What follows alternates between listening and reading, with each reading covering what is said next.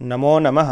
आइए आज हम कक्षा 6 पाठ 5 वृक्षाः इस पाठ की हिंदी व्याख्या पढ़ते हैं। पहले हिंदी में पढ़ेंगे, उसके बाद अंत में इसके प्रश्नोत्तर को भी करेंगे, तो बने रहिए इस पाठ के साथ। यह पाठ डॉक्टर हर्षदेव माधव नाम के कवि के द्वारा विरचित कविता है। हर्षदेव माधव आधुनिक संस्कृत के बहुत अच्छे कवि हैं। ये गुजरात में रहते हैं, गुजरात यूनिवर्सिटी में भी इन्होंने पढ़ाया है और बहुत अच्छे संस्कृत के आधुनिक कवि हैं। इनकी कविताएं बहुत सरल और सहज होती हैं। इनके मैंने बहुत सारे ग्रंथ भी पढ़े हैं। चलिए हम सबसे पहले इस कविता को सस्वर वाचन करते हैं। वने वने निवसन्तो वृक्षाः वनं वनं रचयन्ति वृक्षाः शाखादोलासीना विहगाः तैः किमपि कूजन्ति वृक्षाः पिबन्ति पवनं जलं सन्ततं साधुजना इव सर्वे वृक्षाः स्पृशन्ति पादैः पातालं च नभः शिरस्सु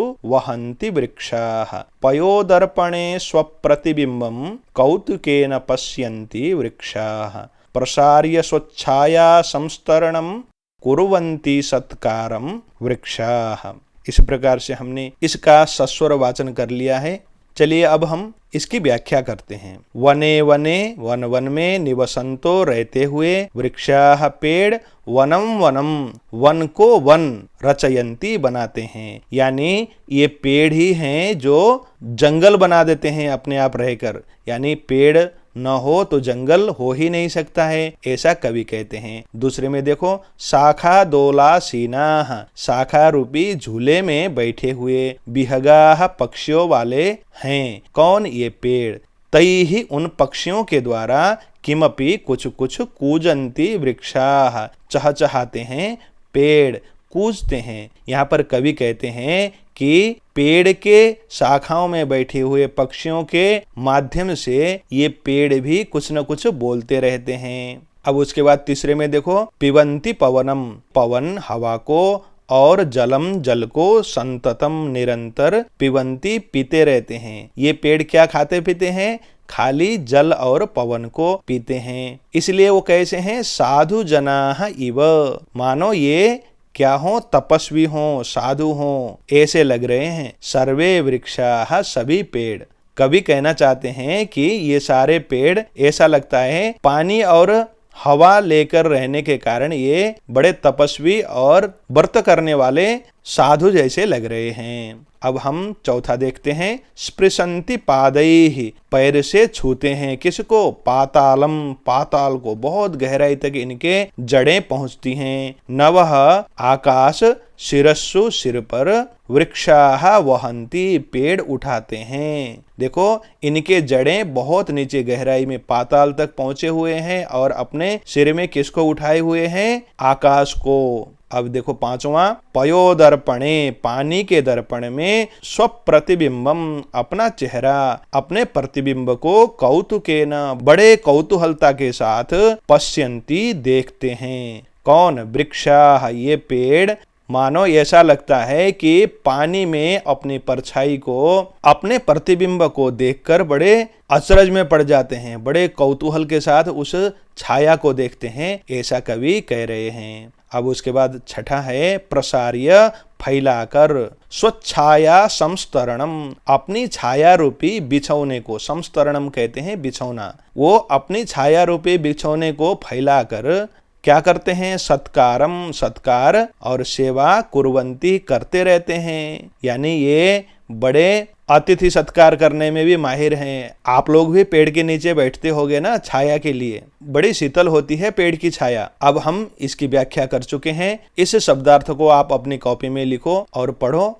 अब हम अभ्यास को करते हैं। प्रथम अभ्यास है, वचनानुसारम रिक्त स्थानानि पूरयत। वचन के अनुसार आपको खाली स्थान भरना है। एक वचन, द्विवचन और बहुवचन है, और एक उदाहरण भी दिया हुआ है, वनम वने वनानि। उसी प्रकार से जलम जले जलानी, ऐसा बनेगा। एक वचन में जलम, द्विवचन में जले लिखा ही हुआ है, और बहुवचन में जलानी। उसके बाद बिंबम बिंबे बिंबानी। अब देखो वृक्षम का वृक्षम वृक्षौ वृक्षान, उसी प्रकार पवनम पवनौ पवनान, जनम जनौ जनान, इसका इस प्रकार से होगा। अब दूसरा अभ्यास देखते हैं। कोष्ठकेषु प्रदत्त शब्देषु उपयुक्त विभक्तिम योजयित्वा रिक्त स्थानानि पूरयत। खाली स्थान में ब्रैकेट के अंदर दिए हुए शब्द में उपयुक्त विभक्ति लगाकर आपको खाली स्थान भरना है। यहाँ पर एक उदाहरण है, उस उदाहरण के अनुसार हम क नंबर को करते हैं। त्वम तुम जलम, जल को पिबसी पीते हो, जलम करना होगा जल को। उसी प्रकार ख का है छात्र, एक छात्र दूरदर्शनम पश्यति, दूरदर्शन को देखता है। तो दूरदर्शन शब्द है, उसमें अम जोड़ेंगे द्वितीय विभक्ति को। ग में वृक्षाः पेड़, खाली स्थान में पवनम पिबन्ति ऐसा बनाएंगे। ताः वे सब, कथाम लिखन्ति वे सब कथा को लिखते हैं। यहाँ भी द्वितीय विभक्ति जोड़ना है, कथा को कथाम कर दिया। ङ में आवाम हम दो जंतुशालाम गच्छावः, जंतुशाला यानी जू में जाते हैं। यहाँ पर जंतुशाला को जंतुशालाम करना है। अब तीसरा अभ्यास देखो। अधोलिखितेषु वाक्येषु कर्तृपदानि चिनुत, नीचे लिखे हुए वाक्य में कर्तृपद यानी कर्ता को बताने वाला शब्द ढूंढना है। देखते हैं क नंबर को। वृक्षाः नभः शिरस्सु वहन्ति, पेड़ आकाश को सिर में धारण करते हैं।